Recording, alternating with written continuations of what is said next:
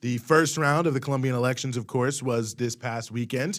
Now we are in the second round, and we are very honored to be joined again here on the show by a good friend of the show and fantastic journalist, Alina Duarte, who was on the ground in Colombia covering the elections, also as a senior research fellow at the Council on Hemispheric Affairs. Alina, thank you so much for being back with us here on the show. Oh, you're muted. But there is. Do you hear like a noise? I hear a noise. Yes. Alina, you obviously can hear us. I hear like a scratching but we can't hear noise. you. Okay, we're gonna figure this out. We're gonna figure that out. We're gonna come back to that. We're gonna it sounds like maybe a bad chord. I feel like that was like the sound of a bad chord. Okay, Rania Kalik, electronics expert. I always do this. I have no idea why things don't work when they don't, but I act like I can get to the bottom of it when I'm actually completely useless and technologically illiterate. But I appreciate the confidence that you have to just throw it out there that perhaps you do have some idea. Sounds like a chord. Just fix that chord. But yeah, no. Well, I mean, to go back to the Summit of the Americas and everything that's happening there, I mean, it'll be interesting to see what, Biden pulls off. I'm sure that they're going way out of their way to bully people. They're, now sort of intimating that maybe they will invite a Cuban delegation. Cuban President Diaz-Canel has said under no circumstances is he going to attend because obviously, the only reason would be cosmetic, but I wouldn't be surprised if perhaps we do see, some high-level Cuban officials let in at the very end to try to see if they can get other people on board. But I think you have to take your hats off to AMLO in Mexico, who really I think set the tone. Mexico, huge economy, huge country, big impact on the world and in the region, and them taking a strong stand, really made a difference. But I think we have Alina back, Alina Duarte, independent journalist and also senior fellow at the Council on Hemispheric Affairs. Welcome. Thank you. Thanks for having me again. My pleasure. No, please. The pleasure is all ours. And you were there in Colombia. You were on the ground. Give us a sense of, what was the turnout like? What were people telling you at the polling sites? I mean, what was the sort of feeling there on the ground in Colombia during the elections last week? Well, I would start by saying that this is the first time that a leftist, it's not only a political party, it's an alliance between social movements, political parties called Pacto Histórico. This is the first time that this kind of coalition has more than 8 million votes in Colombia. Remember, everything in Colombia that sounds pretty to the left, they are always persecuted, assassinated. So it's amazing first to have more than 40% of the votes for Pacto Histórico represented by Gustavo Petro and Francia Marquez. Another issue is that the people didn't vote only for Gustavo Petro, the former congressman, senator, also voted for Francia Marquez. This is an amazing, you had it at the People's Forum in New York, I remember that a month ago. Francia is just a militant and an organizer. She's a leftist, an amazing woman, black women from the Cauca.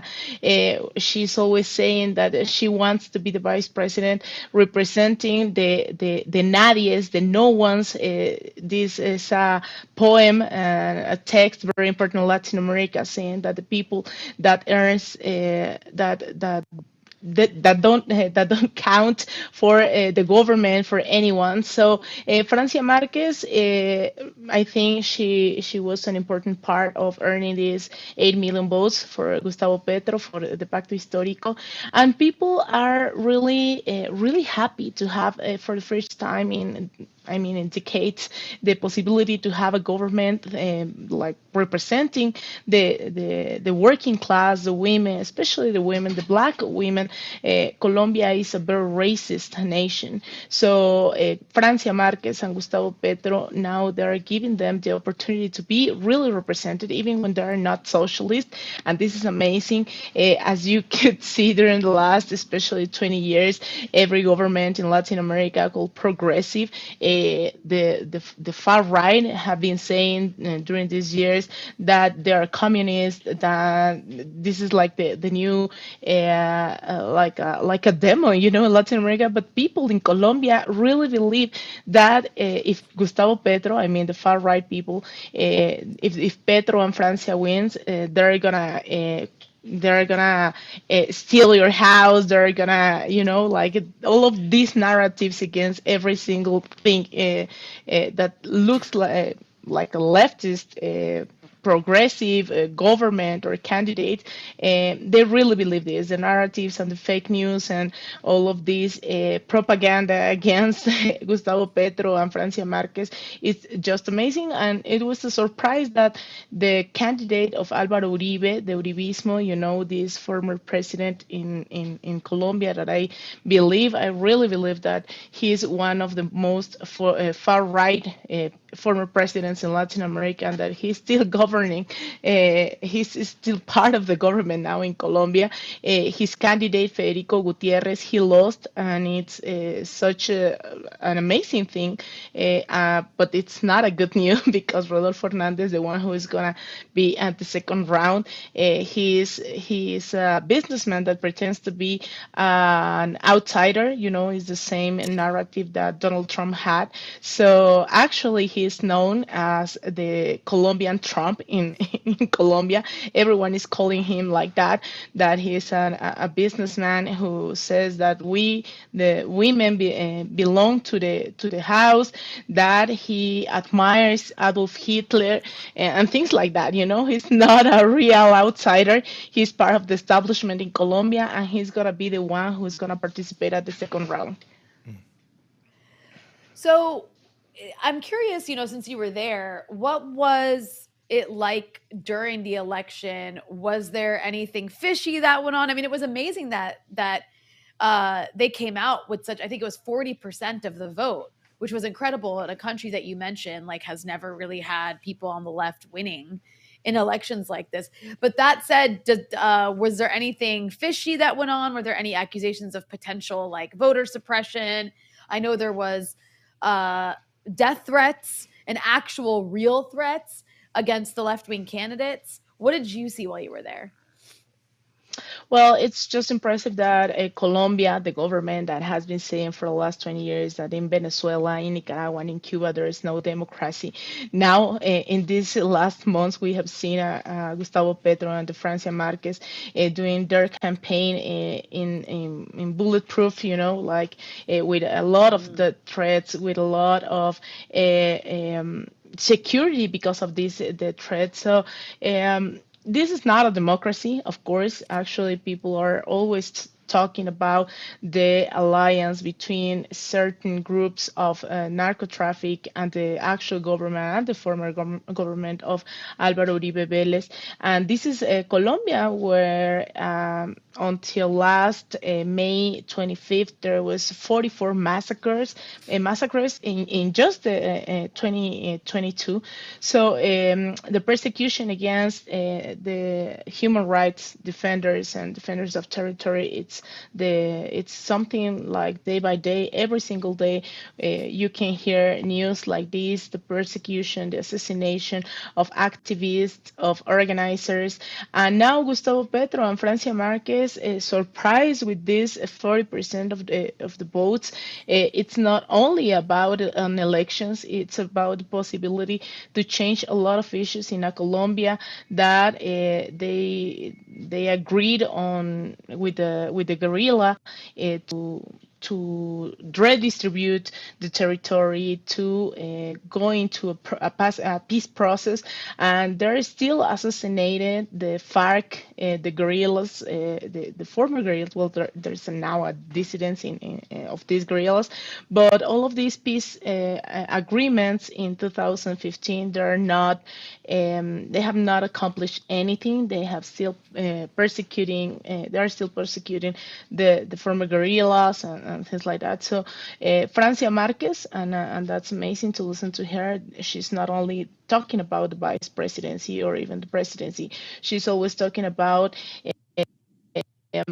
system, this neoliberal patriarchal system, and it's something that you don't least had in Latin America, or even in certain circles of liberal left in our countries. So I think this is the opportunity to I'm not really sure that Gustavo Petro really represents a change, a whole change in Colombia, but Francia Marquez make the people in Colombia believe that there is still an opportunity. Also, we have to say that the abstentionism, it's okay, 40%, more than 48% of the population didn't vote.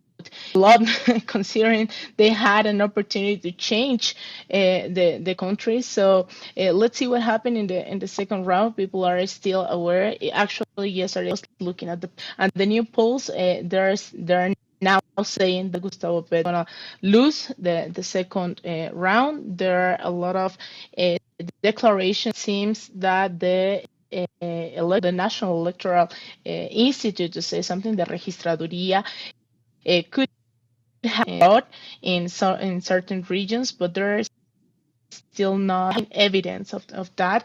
I mean, it's really possible that something like a fraud would have happened in Colombia. Wouldn't be the first time. Actually, in the last Congress election, in like a month and a half ago, it happened. We still don't know how the Congress would look like to, even when the elections happened more than a month ago, and there are still doubts about what's going to happen with the Congress, and of course what's going to happen in the second round. Well, it's going to be very interesting to see. There's obviously a lot here, and I think, as you point out, Alina, a lot of deep implications here, especially with Francia Marquez, which I think would be huge. I think it would be big for Black people here in America, too, to be honest with you, to have someone of that caliber come to the forefront and raise Afro-descendant issues. So we really appreciate you being willing to join us and sort through it. And before we let you go, I do just want to say, for the audience, I know you, with your very intrepid reporting, you've had to face some threats, as has your family, from these right-wing people. And I just want you to know you have our support at Breakthrough News 100%. We love what you do, everything we do, and we got your back moving forward no matter what. So, as always, thank you for being with us. Thank you, Eugene. It's going to be a pleasure. Rania, Eugene, I don't know if you both go to Los Angeles. I'll be there participating, so hope to see you there. And thanks once again for having me, and especially for supporting me all the time. Anytime.